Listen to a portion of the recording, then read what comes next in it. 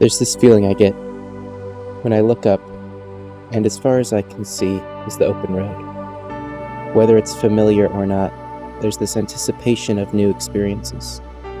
I find there's also a great clarity of mind when for hours on end you are surrounded by nature.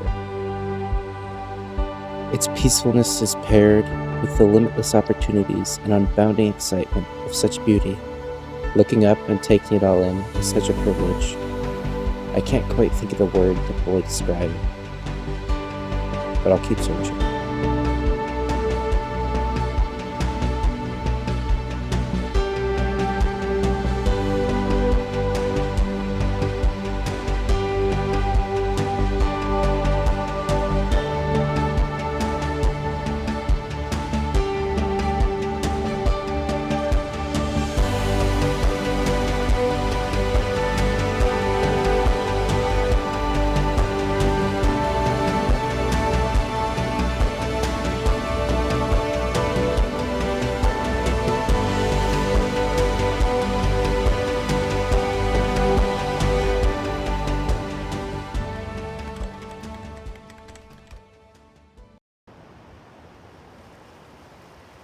My first day would take me 30 miles all the way through San Diego, up 2 mountains, and then drop me down below sea level in the desert 145 miles away.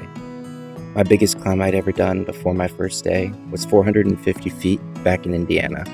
Here on day 1, I had a 3,500 foot climb, the second biggest of the whole route. After 7,600 feet of climbing and racing the sunset, I made it to my destination, and day 1 was in the books. Oh, I almost forgot. This is my bike. A 2018 carbon fiber Trek Domain with Aeolus Pro 3 fully carbon wheels, altogether weighing only 19 pounds. Then there's the gear. 2 panniers on the back, one side with bike clothes and the other with regular clothes and food. A front handlebar bag holding my camping setup, a top tube bag with all of my electronics and recording equipment, a small bag on top for accessible food, and then finally a back saddle bag holding miscellaneous items and emergency equipment. While fully stocked, the setup weighed in all just about 50 pounds.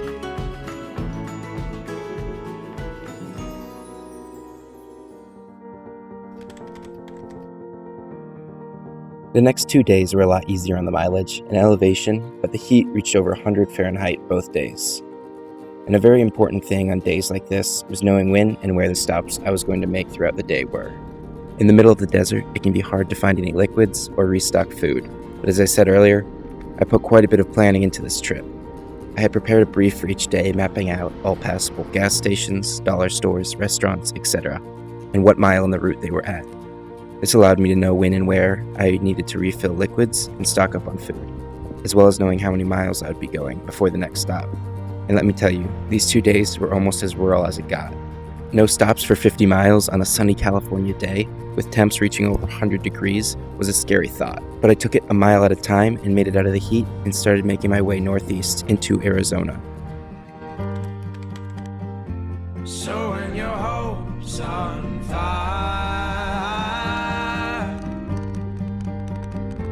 but you know your desire, don't hold a glass over the flame, don't let your heart grow cold. I will call you by name, I will share your role.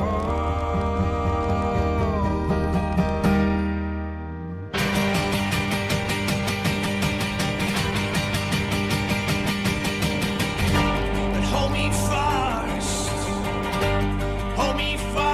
'cause I'm a hopeless wanderer. Hold me fast, 'cause I'm a hopeless wanderer.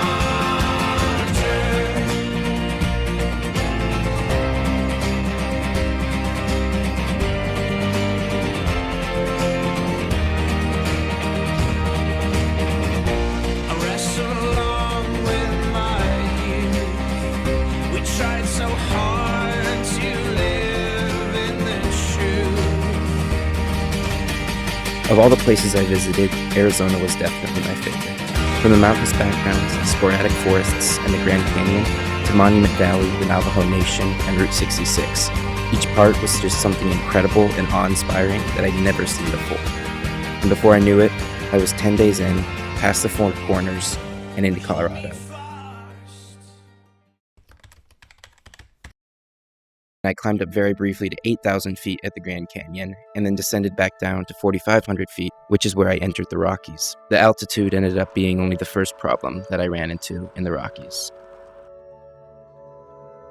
Day 11 was my slowest day on the bike, 66 miles and 4,500 feet of elevation gain, at a painstaking 9.5 miles an hour. And of course, the altitude really started to get me. Everything felt more exhausting, I had a raging headache for days at a time, and a nausea that kept me from eating what I needed. All of these symptoms were exacerbated by the rapid changes in altitude, as I would climb up mountain pass after mountain pass, and then quickly descend.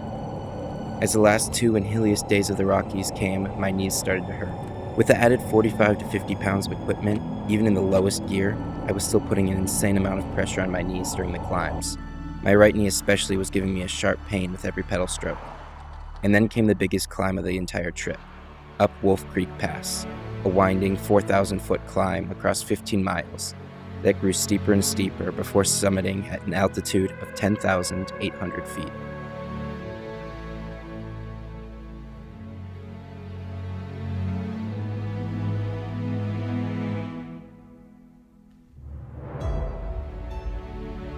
It was one of the most painful 3.5-hour experiences of my life, but I made it to the top. The next day the pain was so bad I had to take an unplanned rest day, hoping I could make up the mileage on some day with flatter ground. I then started my last day in the Rockies, flying up 2 passes and out of the Rockies on day 14. Although it was some of the hardest few days of the trip, I absolutely loved the Rockies. The scenery was unreal, and the downhills let me reach insane speeds.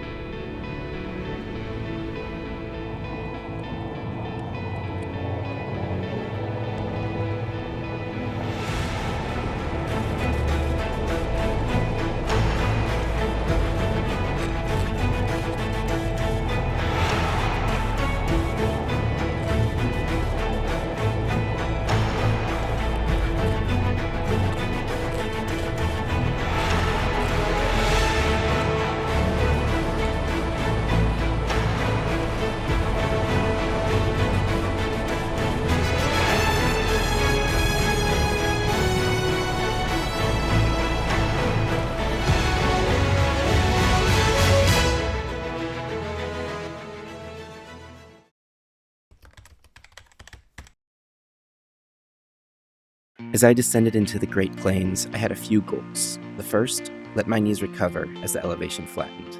Second, figure out how to not get so many flat tires. And third, eat. I achieved the first relatively easy due to the nature of the scenery. The second one, however, proved a little more difficult. I had brand new, really nice tires on my bike before setting out, but I had gotten 17 flat tires. And although I carried spare tubes and patches with me, it was both expensive and annoying to deal with that many flats. I managed to get some new tires, specifically built for some rougher pavement, and didn't get a single flat in the last 1,500 miles of the ride. This brings me to a pretty integral part of being able to ride 100 miles a day for a month straight: fueling. I am gifted with an endless appetite and the ability to fight nausea and eat insane amounts of food while on the bike. While burning between 5,000 and 9,000 calories a day, I needed to eat an average of 7,000 calories. Stopping at dollar stores, gas stations, fast food places, or if I had time, maybe a restaurant. But shoveling high-carb, high-calorie foods in was a constant. This, of course, changed in the Rockies as I dealt with the nausea at the high altitudes. And so I knew this time in the Great Plains was my time to put back on some of that lost weight. Day 16 was my attempt to make back up the mileage I lost on my unplanned rest day in the Rockies. I was shooting for a flat 155 miles, combining what was supposed to be day 15 into day 16. Up to this point, I was very fortunate and had only been rained on for 2 minutes the entire trip, and avoided any bad weather. That was about to change. What started as an early sunny morning quickly changed around mile 80. My radar started showing severe thunderstorms forming south of me, moving straight north at high speeds. There was a brutal 20 to 30 mile per hour crosswind as I weighed my options in the middle of rural Kansas. I looked at it again as I got the severe thunderstorm warning notification and decided that the storm wasn't that wide, and I thought I could get out as I was heading east before it even reached me. So almost 100 miles into my third 125 plus mile day in a row, 2 weeks and 1,500 miles into my trip, I blasted my hypest music and gunned it. Averaging over 20 miles per hour with the insane wind and all my equipment, my heart rate spiking for the 30 minutes I feverishly pedaled while watching the storms approaching on my right. I just made it and didn't get rained on. And that's right about when I got a notification of a second system heading directly toward me. I had just turned north towards Dodge City, where I was supposed to stay that night, and again weighed my options in the middle of rural Kansas. This time, however, I had the wind at my back, and so for the last hour of my ride, every part of my body yearning for rest, I sped north, looking at the storm clouds over my shoulder as the lightning approached. I averaged nearly 25 miles an hour for the last bit of this ride, and arrived just as it was starting to drizzle. Minutes later, I could hear the storm raging outside. After passing the halfway point in Wichita, I was able to get rid of 5 to 10 pounds of gear that I hadn't used, and soon enough I was leaving Kansas and heading into the state that would give me the most trouble during my trip, Missouri. The temperature was 95 degrees, the humidity even higher, as I pedaled my way out of Kansas City and my Achilles started to suddenly ache. It quickly got worse and was swelling up quickly. I've been walking up some of these hills to avoid re-injuring my Achilles. It's a lot of pain. I think this might be the last day. I'll just keep praying that, swelling goes down, that it gets better, but I don't know that it's gonna get better at, pushing through. After not seeing a way through, sitting in a McDonald's waiting out some rain, I tried adjusting my cleats on my cycling shoes before an idea hit. So, Monday, I irritated my Achilles, and so I've been trying to kind of deal with that. And so yesterday I switched over from my clip-in shoes to sandals, and that helped a lot. Just allowing me to kind of move my heel around wherever. There was really no pain. But those were really bulky, the sandals I brought. So I made the investment to get some new sandals. These were $6 at Dollar General, but they've been working great. And basically no pain. Waiting for the swelling to go down before I switch back to the other shoes, and I'll just play it by ear. And so, as I began my longest mileage day, 160 miles into St. Louis, I took off my expensive fancy cycling shoes and put on my $6 sandals. It felt almost miraculous that one moment I could be in such pain and the next none at all. The 160 miles were brutal in the heat. I had a decent tailwind though, and finished my longest day off with a brief 3,200 calorie stop at my namesake's. That day, to stay hydrated in the extreme heat, I drank nearly 5 gallons of liquid, but it still wasn't enough. I noticed the next morning as I set out for Effingham, Illinois, that the heat had a significant effect on my cognitive ability.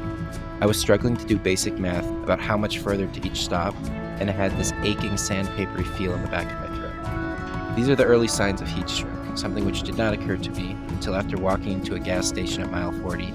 I looked around and couldn't remember where I was or why I was there. I quickly checked into a motel across the street and sat in the shade and tried to rehydrate for the rest of the day.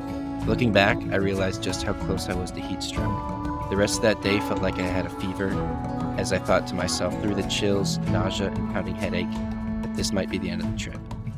But the next morning, again, I felt miraculously better and made it safely and quickly to Effingham. And the next day after that, I made up all my missed mileage before a rest day in Bloomington, Indiana. I made it through Indiana, Ohio, and the rest of the Midwest without any other complications. I was also able to switch back to my cycling shoes while using KT tape and a compression sleeve for my Achilles, which had mostly healed. I can't emphasize just how quickly this all flew by, because now I was a month into my ride.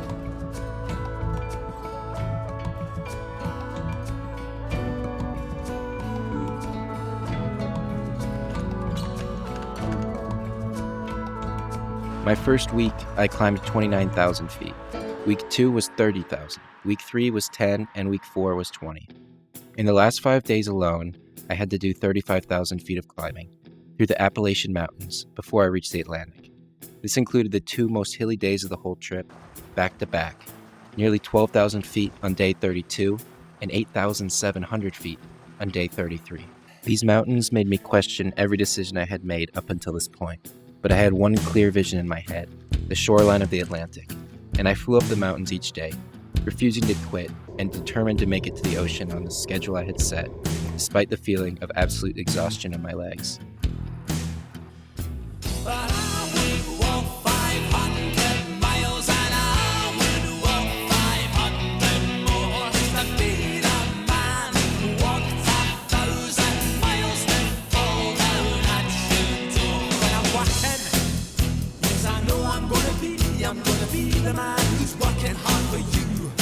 And when the money comes in for the work I do, I'll pass almost every penny on to you. When I come home, oh, I know I'm gonna be the man who comes back home to you. And if I broke, well, I know I'm gonna be the man who's growing older than you. But I would walk 500 miles and I would walk 500 more just to be the man who walks 1,000 miles to fall down at your door.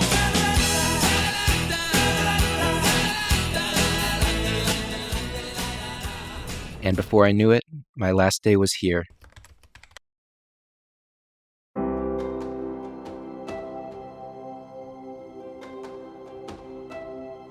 Today's the last day of my ride. I'm about 50 miles from the Atlantic. A lot of people have been asking me if I'm losing my mind, being alone on the bike for 10 hours a day. But it's not really like that.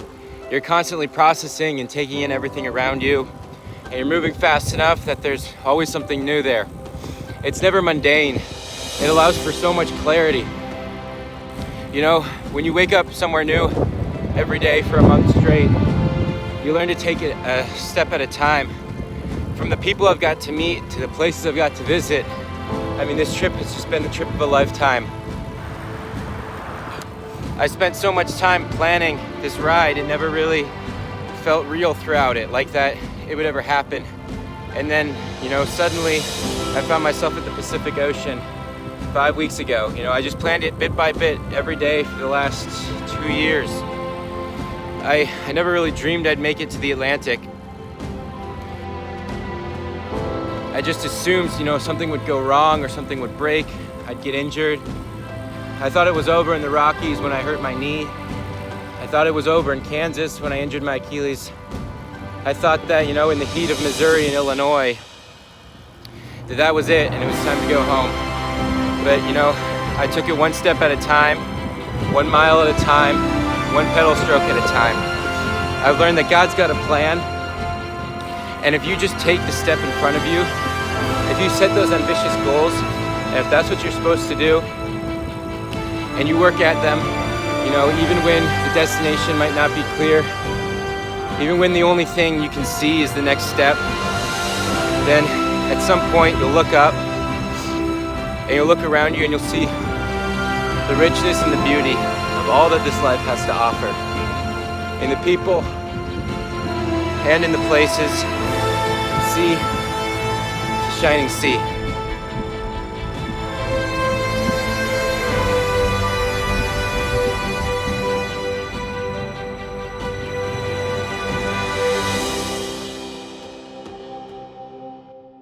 There's this feeling I get when I look up, and as far as I can see is the open road. Whether it's familiar or not, there's this anticipation of new experiences. The peacefulness is paired with the limitless opportunities and unbounding excitement of what comes next. Looking up and taking it all in is such a privilege. I think that's called freedom.